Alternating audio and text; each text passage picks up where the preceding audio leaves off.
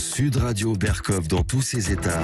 Le fait du jour. Une analyse, je dirais, moi, à titre personnel, objective, que je trouve très objective. Vous avez reconnu cette voix ? Oui, ben c'est l'hymne européen. Oui, mais chanté par qui, cher Michel Rivasi ? Là. Ah, je sais pas. Eh bien, c'est pas Ursula von der Leyen elle-même qui est en train de se laver les mains en chantant l'hymne européen. Voilà. On vous réservait ça comme petit cadeau d'introduction. Mais alors, parlons de ce qui se passe actuellement. Alors, je vois que l'Union européenne fait des émules, puisque, comme vous avez vu, le président de l'Organisation mondiale de la santé, communiqué officiel, annonce le lancement d'un pass sanitaire mondial en partenariat avec l'Union européenne. Ouais. Qu'en pensez-vous ? Oui. Écoutez, quand j'ai vu ça, j'étais très surprise, dans la mesure où l'OMS, le 19 avril 2021, disait qu'il fallait absolument pas aller dans le sens du certificat sanitaire. Ah bon ? Oui. Oui, alors il avait fait cette déclaration en disant, alors ça c'était tous les experts de l'OMS, ne pas exiger de preuve de vaccination comme condition d'entrée dans la mesure où l'on dispose d'un nombre limité de données sur la capacité des vaccins de réduire la transmission et qu'il persiste des inégalités dans la distribution des vaccins à travers le monde. Intéressant. Avril 21. Avril 21. Et il disait les États parties, donc les États, les différents pays, sont fortement encouragés à reconnaître qu'exiger une preuve de vaccination peut accroître les inégalités et promouvoir une liberté de circulation différenciée.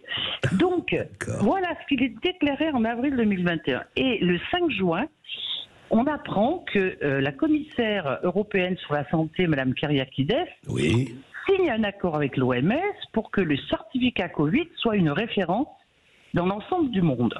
Oui. Or, vous savez que le certificat numérique Covid a été adopté en juin 2021, qu'ensuite il a été reconduit d'un an alors jusqu'en 2022 et il doit terminer en juin 2023.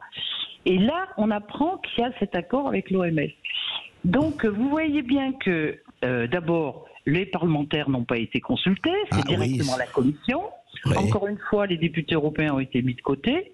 Et puis, en plus, on voit bien que là, c'est l'outil informatique qui est valorisé pour qu'on ait une traçabilité des gens plus importante avec une acquisition potentielle des données personnelles des gens. Et oui, mondial en plus, avec des tas de pays qui n'ont pas la capacité de le faire. Donc la Commission est prête à financer, à participer au financement, mais on voit que c'est complètement, je trouve, un outil où les données personnelles, elles peuvent être hackées, elles peuvent être prises par d'autres organismes qui sont intéressés par les données de santé.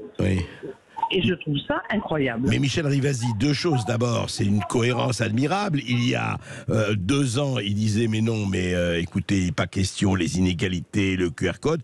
Et alors, autre chose aussi, vous m'avez dit aussi, vous avez informé que ça s'arrêtait, en tout cas en Europe, en juin 2023. Nous y sommes. Ça veut dire que c'est renouvelé automatiquement, sans problème. C'est renouvelé via le label OMS. C'est ça, oui, c'est très intéressant. C'est ce qu'on appelle le recyclage. Vous voyez, la théorie du recyclage devient de plus en plus intéressante comme elle est étendue. Mais Michel Rivasi, comme d'habitude, vous venez de dire, tout ça se passe entre la Commission, l'OMS et le Parlement européen, il n'existe plus alors. Là, on ne nous a pas demandé notre avis. En plus, ce qu'il faut quand même que vous sachiez, c'est que les États membres ont refusé que la Commission européenne les représente au sein de l'OMS. Alors, je ne comprends pas, et ça va être une question que je vais poser, pourquoi Mme Kyriakides se permet de signer cet accord avec l'OMS alors que la Commission européenne n'est pas reconnue au sein de l'OMS par les États membres. Parce que vous voyez ce qui s'est passé quand même sur les accords de Pfizer.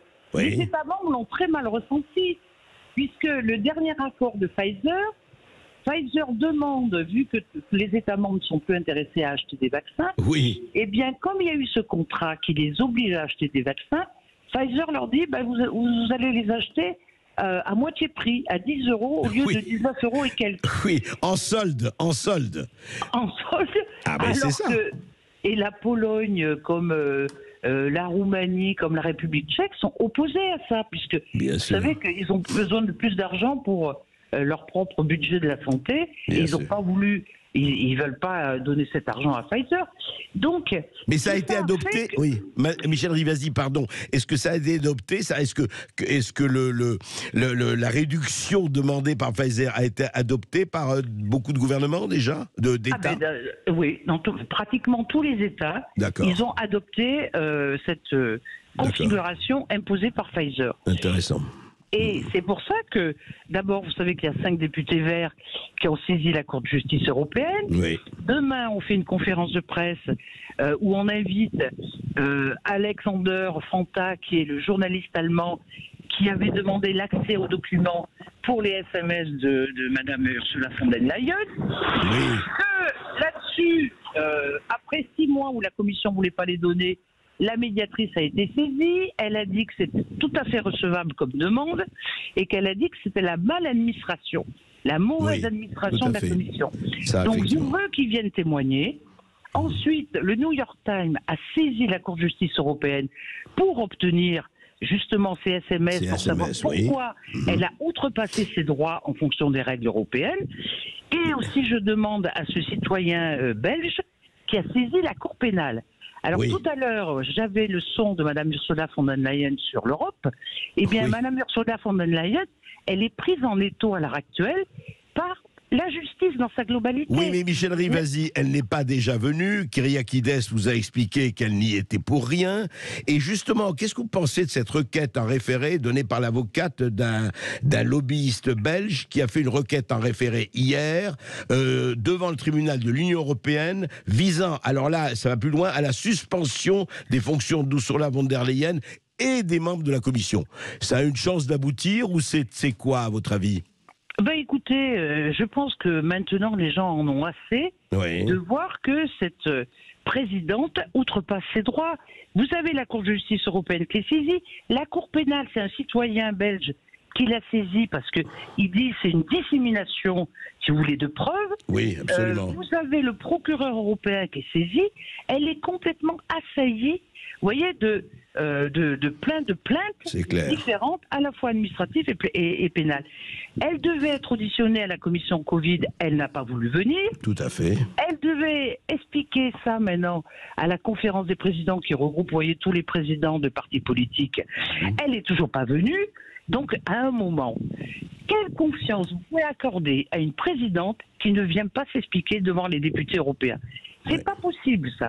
Comme d'ailleurs M. Bourla n'est jamais venu aux convocations qu'il a eues du Parlement européen. Bon, lui, les PDG de Pfizer, c'est autre chose. Mais enfin, quand même. Par 2 fois, mais il est allé quand même à Davos. Vous voyez, il a du temps pour aller voir les chefs d'État et les chefs des différents lobbies industriels de la planète, mais venir s'expliquer, non. Oui, mais Michel Rivasi, vous n'êtes pas assez amicaux, voilà, il sent une certaine inimitié, une certaine méfiance. Comment voulez-vous que, voilà, il fait pas confiance, Monsieur Bourla, qu'est-ce que vous voulez? Vous lui posez des questions gênantes, ça va pas. Mais Michel Rivasi, pour vous revenir au fait, en fait, c'est une situation qui peut comme ça continuer, un dialogue de sourds qui peut continuer encore des mois, voire des années. Bah écoutez, maintenant, moi je fais confiance à la justice. Parce que j'ai tout essayé. Avec d'autres députés, on a tout essayé pour obtenir des infos. On a été bafoués, on a été rejetés, on a été méprisés. Et bien maintenant, tout ça, c'est dans les mains de la justice. Eh ben, on va voir ce que va donner la justice. Si la justice est complice des lobbies, eh ben, vous voyez, moi je ne donne pas cher de l'Europe si elle n'est pas transparente, si elle n'est pas pour le bien des citoyens européens. Alors tout le monde parle de transparence, d'innovation, de bien public commun. Mais quand on voit la réalité, on se dit mais c'est pas vrai. Mais il faut aller dans les dossiers. Vous voyez, il faut être teigneux. C'est pas possible ce qu'elle fait. Ben vous avez tout à fait. Que la Commission est complice de ça. Eh bien, écoutez, justement, Michel Rivasi, vous faites ce que vous faites avec un certain nombre de députés qui font leur boulot.